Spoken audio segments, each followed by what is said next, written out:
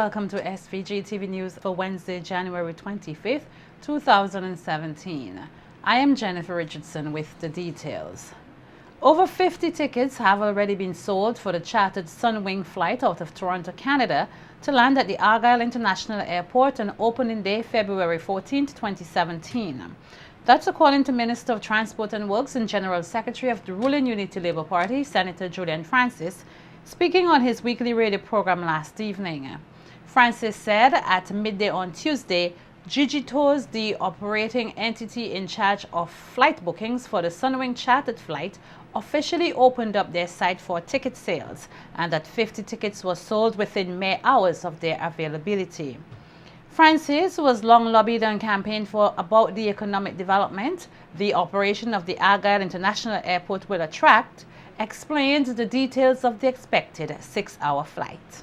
Sunwing put their flights online 12 o'clock today, and from 12 o'clock up to 4:30 there were 50 tickets sold already. The tickets are $899 return and $449 one way. I believe that those of you who bought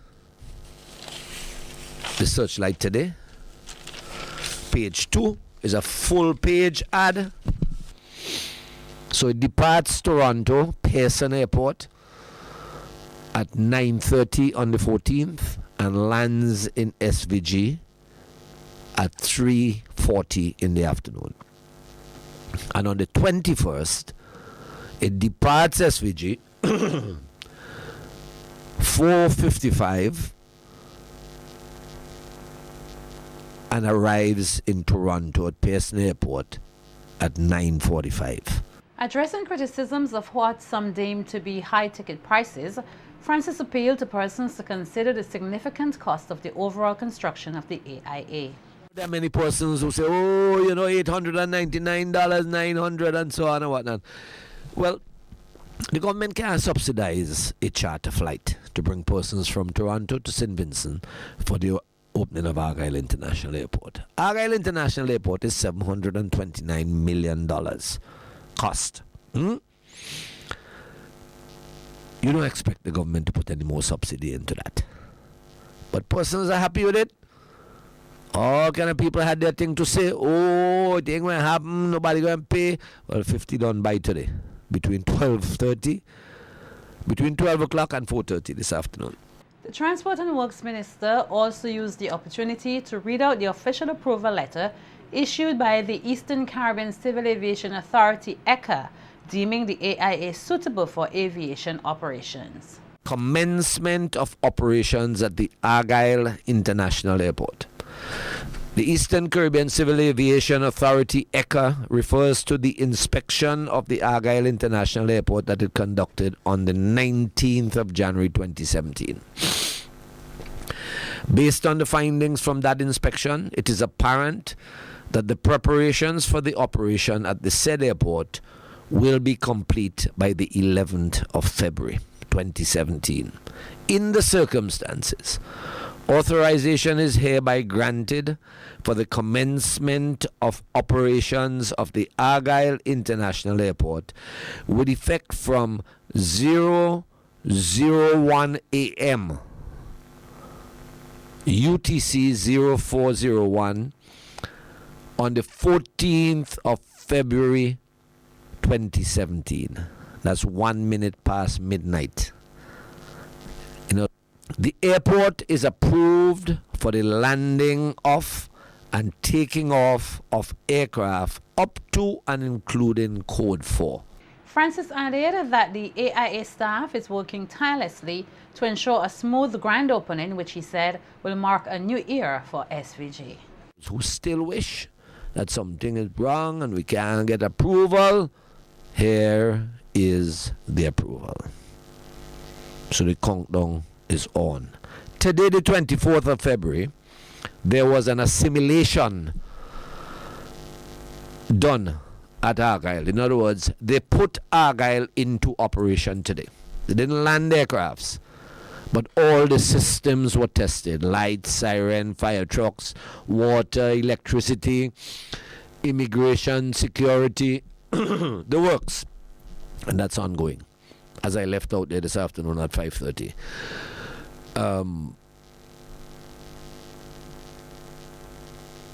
This having issued the authority, they now check all systems, double check. There will be more checks between now and the 14th of February. Other dates have been identified. Those will be announced at a later date, but everything will be put in place. The benefits and opportunities that are open up to a nation with an international airport outweighs any loss such a facility would incur. That's the view of retired pilot Mike Arthur as he spoke on a radio program here last Sunday discussing topics relating to the soon-to-be operational Argyle International Airport. Arthur noted that generally, large airports such as Heathrow in the UK usually turn over a profit on services such as landing, takeoff and passenger fees, as well as the renting of land space. Arthur said whilst it is more difficult for smaller airports to turn over a profit, the benefits to a nation, which include increased trade and tourist arrivals, can outweigh the loss the airport may incur. To embellish that anymore, I'm sure you understand that the actual cost of the airport sometimes has to be absorbed because the benefits are so great. Let's look at Grenada, for example. When they got really knocked out, what was the hurricane that knocked them by? I've forgotten now, that really banged Grenada around. Ivan. Yeah, set them back. What everybody thought that would be it for 30 years. Because they had, one of the reasons, because they had a good international airport with good communications, they recovered very quickly. Look at that wonderful facility they've got down there for yachts and all this kind of stuff. They made a remarkable recovery. But the actual, probably the cost of the airport, if you look at it, it'd probably say, well, it's losing money. But the country benefits so much from an international airport. The retired pilot further noted that facilities such as the Argyle International Airport require proper maintenance and made one suggestion which he said would benefit stakeholders in the tourism industry as well as aid in maintaining the beauty of the air facility. And they were allowed to put up a sign for their resort, not something 20 foot by 10 foot, but something that says that this area is maintained by such and such a hotel, and please come see us, or whatever it is. So something restrained, but so that the actual area itself is maintained. Most hotels keep a full-time gardener of some kind, so cost to them would not be huge.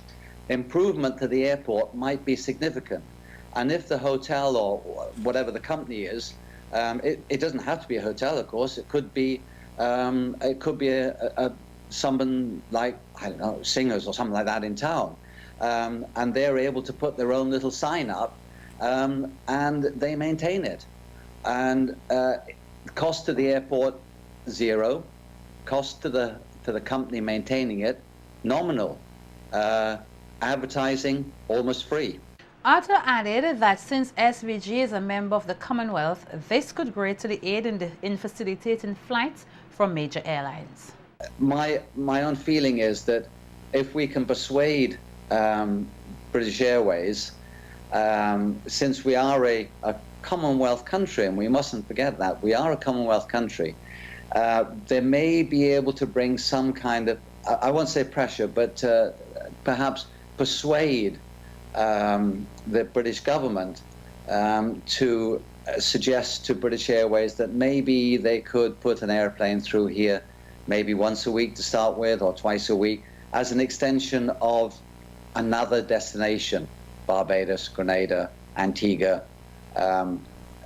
for example. And that's the way I would see our initial contact with London. I really hope that, within a year, we'd see at least Virgin or British Airways operating an extension of one of their other services.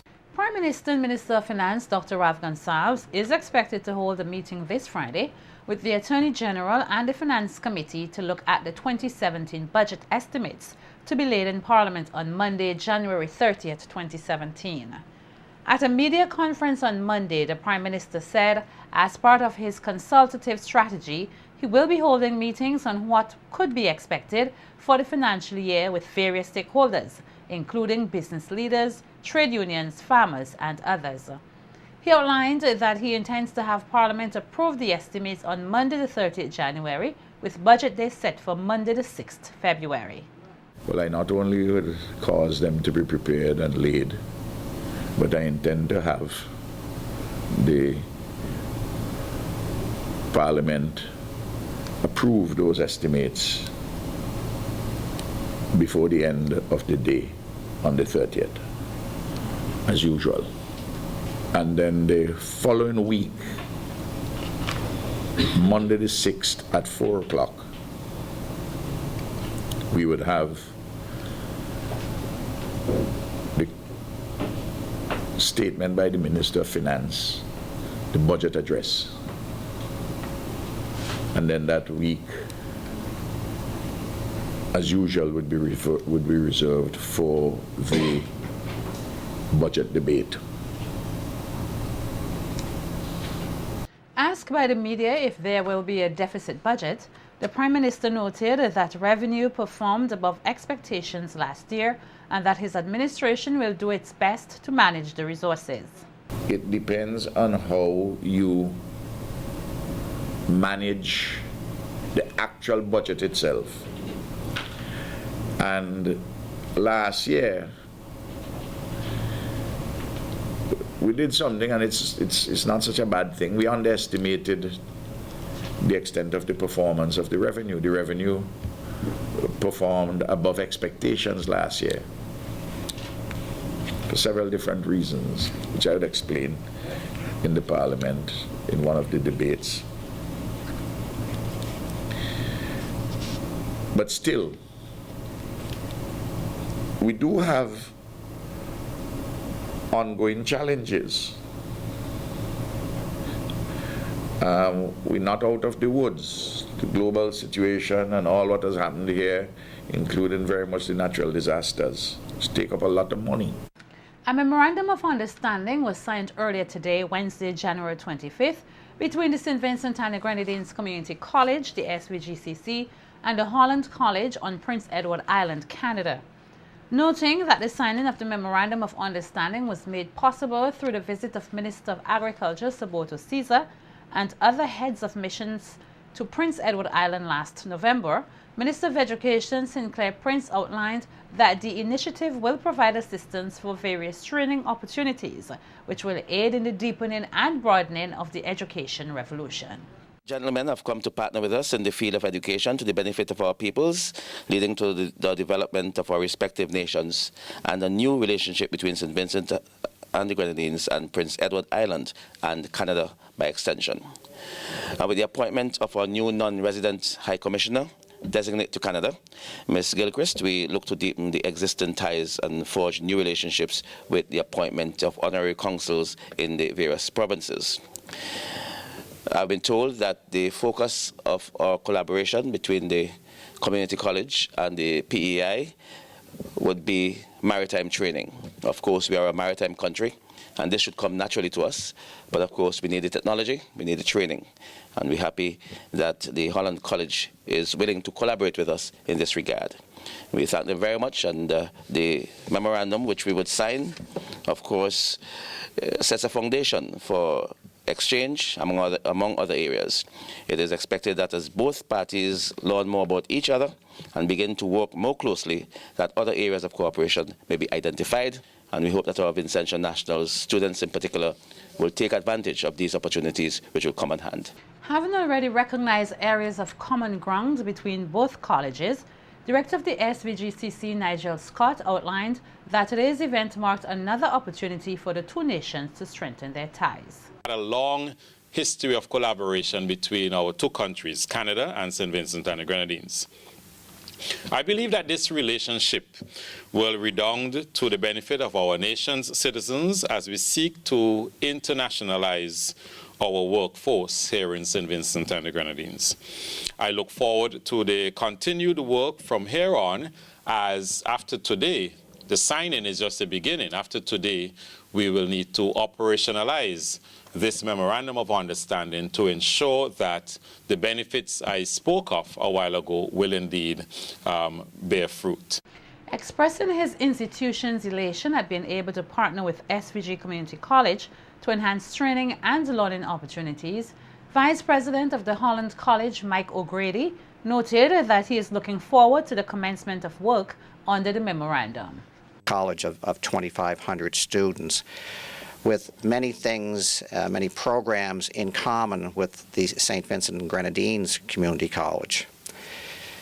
We can quickly conclude that we are more alike than we are different, and we are islanders and understand each other very well. We look forward to putting into action the words associated with the Memorandum of Understanding.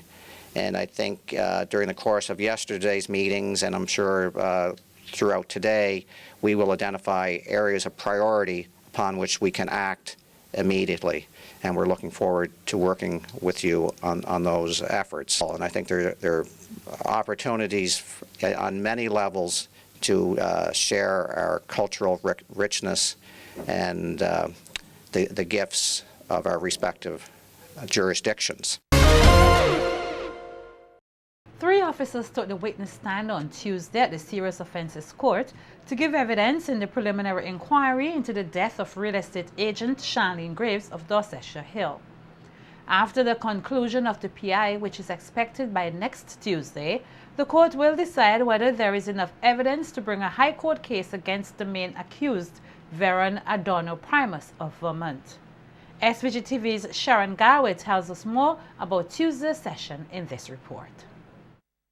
The first officer to take the stand was Corporal Wiley, who was on duty on the night of November 12, 2015, when 29-year-old Charlene Graves was reportedly killed at her office in Arnisvale. Corporal Wiley spoke of a distress phone call reportedly made to the police by Graves and the actions he took after receiving the phone call. The second officer to take the stand was Sergeant Days, who said that upon investigation related to another matter involving the accused Veron Primus, discovered at his home in Vermont was what she described as hunting knives in the bedroom, which have been sent off for forensic testing. The officer pointed out that she gave Primus the judge's rule of caution when the evidence was found, and the items were tagged and bagged after the accused identified them as, quote, his property. It was also revealed that a Samsung tablet was voluntarily handed over to the police by Primus to further in their investigation. The accused Primus questioned if the police returned to his home anytime after the visit was conducted when he was not present. Sergeant Days stated that sometime between the 22nd to the 24th of April, officers returned to the accused's home at Vermont. At one point during Tuesday's session, Primus was, as Prosecutor Adolphus Delplesh described, softly cautioned for his line of questioning and warned that he was treading on thorny ground.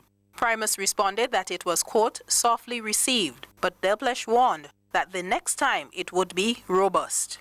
This was also reiterated by Magistrate Rayshon Brown, who also advised Primus that she would not allow a certain line of questioning which delves into another matter which Primus is still being investigated for, as this could be prejudicial to his case. The third person to take the stand at the Serious Offences Court on Tuesday was Police Constable Oliver of the Major Crimes Unit, who gave a detailed outline of the crime scene. The officer also handed over electronic copies of interviews conducted with Primus and showed other exhibits to the court, including a bag with other contents belonging to the accused. Constable Oliver outlined to the court that Primus was not threatened, beaten, or promised anything during an interview conducted with him. The court heard that at certain periods of the interviewing process, the lawyers who were representing Primus at the time were present, as well as his uncle Leviticus Primus, a former police officer. Constable Oliver also outlined matters pertaining to the testing of a vehicle key, which was found at Primus's residence in Vermont on April 16, 2016, during another investigation. The officer highlighted that the key was used to open a missing Escudo Jeep belonging to the deceased real estate agent, Charlene Graves. The court also heard that the doors of the vehicle were unlocked and the engine started in the presence of Primus, his then lawyers, other officers, as well as a representative from the Government Employees Cooperative Credit Union, GECU.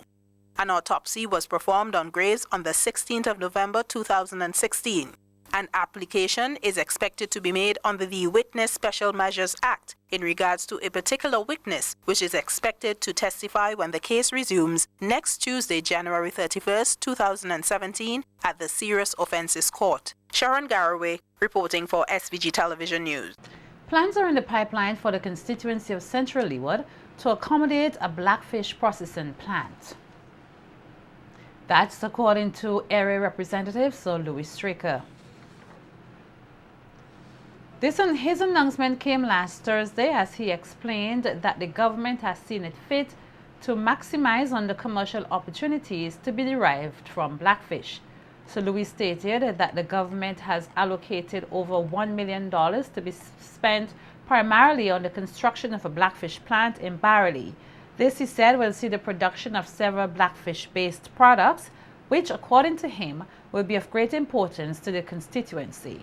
Let the people of Bottle and Glass at Barley know that they have $1.5 million project coming to build a blackfish processing plant. Prime Minister, you know I don't eat this stuff, so I might be a little bit.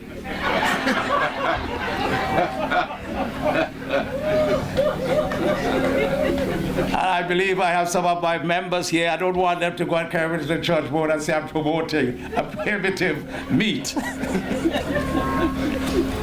Yes, but we are hoping that we can get a blackfish processing plant there where instead of hanging your blackfish on the bamboo outside, through the ceiling light, the blackfish would be dried in-house and we would have the oil deodorized so that we can drink it without the harsh smell and ship it abroad without losing its nutritional value.